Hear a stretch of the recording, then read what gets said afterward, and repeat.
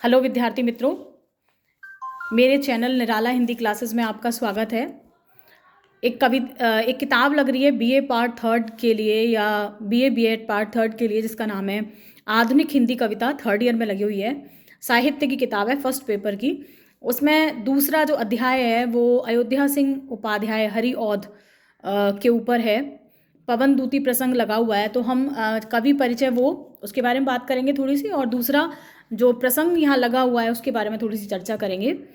तो आपको बता दूं, अयोध्या सिंह उपाध्याय हरिऔध द्विवेदी युग के कवि माने जाते हैं। 1865 ईस्वी में उनका जन्म हुआ था और 1941 ईस्वी में उनकी मृत्यु हुई थी। खड़ी बोली का पहला महाकाव्य लिखने का जो गौरव है वो हरिऔध जी को प्राप्त हुआ, जिसका नाम था प्रिय प्रवास। एक बात बता दूं, जब प्रिय प्रवास की चर्चा चल रही है कि प्रिय प्रवास का नाम पहले ब्रजांगना विलाप रखा गया था, लेकिन वो जो नाम था वो किसी कारणवश बदल दिया गया और उसका नाम रख दिया गया प्रिय प्रवास। तो प्रिय प्रवास जो है वो हिंदी का खड़ी बोली का पहला महाकाव्य माना जाता है। जो हरिऔध जी हैं, उन्होंने ब्रज भाषा में भी अपनी कविताएं लिखी और उनका जो काव्य है उसमें समाज सुधार की भावना मिलती है, राष्ट्र प्रेम की भावना देखने के लिए मिलती है, और एक महाकाव्यकार उनको माना जा सकता है। उन्होंने पौराणिक जो चरित्र थे उन को अपने काव्य में स्थान दिया, जैसा कि द्विवेदी युग की भी जो विशेषता है अपनी एक, और आदर्शवाद जो है उसकी स्थापना करने का प्रयास किया। और ख़ास बात यह है कि अपने इस प्रिय प्रवास नामक महाकाव्य में जो हरिऔध जी हैं, उन्होंने राधा और कृष्ण का जो पारंपरिक जो चित्रण है उसको थोड़ा सा बदला, उसके रूप को, और बदलते हुए दोनों को ही, राधा और कृष्ण दोनों को ही समाज सेवा या समाज सेविका या समाज सेवक के रूप में संलग्न दिखाया, और एक नया रूप जो है उन्होंने प्रदान किया राधा और कृष्ण को। और उसी से जुड़ा हुआ एक प्रसंग है प्रिय प्रवास का, पवन दूती, वो यहाँ पे आपके सामने इसमें रखा है उन्होंने। अगर उनकी और बात करें, उनकी विशेषताओं की बात करें, तो उनकी जो भाषा और शैली है उसमें उन्होंने काफ़ी नए प्रयोग किए।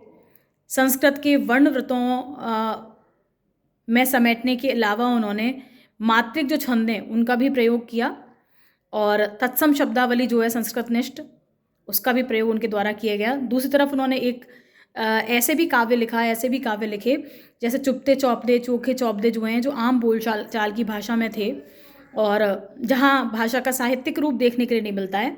नैतिकता और उपदेशात्मकता, ये दोनों ही चीज़ें उनके जो काव्य है उसकी विशेषताएं मानी जा सकती हैं। उनके मुख्य जो ग्रंथ हैं उनमें से एक है प्रिय प्रवास, दूसरा है वैदेही वनवास, पारिजात, पद्य प्रसून, कल्पलता, चुपते चौपदे, चोखे चौपदे, इस तरह की जो रचनाएं हैं वो उनके द्वारा लिखी गई। और यहाँ पर जो प्रसंग लगा हुआ है किताब में, पवन दूती प्रसंग है, प्रिय प्रवास के छठे सर्ग का अंतिम अंश जो है माना जा सकता है, जिसमें बहुत ज़्यादा संतप्त हैं राधा जो हैं विरह से, कृष्ण के विरह से, और दुखी होकर के पवन को अपने मन की भावना जो है वो कहती हैं, उसको संबोधित करती हैं, और पवन से निवेदन करती हैं कि वो उनका संदेश लेकर के कृष्ण के पास तक पहुंच जाए और वहाँ उनके संदेश को पहुंचा दे। और उनकी जो विरह की व्याकुलता है वो प्रकट होती है, जो संदेश वो दे रही हैं एक के बाद एक। और दूसरी तरफ उनका जो समाज सेविका रूप है वो भी यहाँ पर अभिव्यक्त होता है। तो इस तरह से जो राधा हैं वो अपना एक संदेश भेज रही हैं। एक पद और इसका अर्थ यहाँ पर करवा रही हूँ आपको, आप देखें। तू पावेगी कुसुम गहने, कांतता साथ पहने। कांतता मतलब सुंदर। कह रही है, हे पवन, तुम वहाँ जब नगर में जाओगी तो वहाँ पर उद्यानों में वन नगर के सुंदर मालिनों के, कह रहे वहाँ श्रेष्ठ जो उद्यान हैं उनमें ऐसी सुंदरी मालिन्य दिखाई देंगी जो फूलों के गहने पहनकर कैसी लग रही होंगी, नायिका के समान सुंदर लग रही होंगी। वे कार्यों में स्वप्रियतम के तुल्य ही लग्न होंगी। स्वप्रियतम मतलब अपने प्रिय के, कि कह रही हैं कि वे अपने प्रियतमों के समान ही कार्यों में लगी होंगी, अर्थात उनका हाथ बटाने का काम कर रही होंगी। जो श्रांता, श्रांता मतलब थकी हुई, हों सरस गति से तो उन्हें मोह लेना। कह रहे हैं कि यदि वे थकी हुई हों तो तुम बहुत ही सरस गति से उनके पास जाकर उन्हें अपनी ओर आकर्षित कर लेना। इस तरह से सबसे पहले उन्होंने बात करी है किसकी, वहाँ की जो मालिन्य हैं, जो कार्यरत हैं और थकी हुई हैं, सबसे पहले उन्हें आकर्षित करने की बात उन्होंने कही है।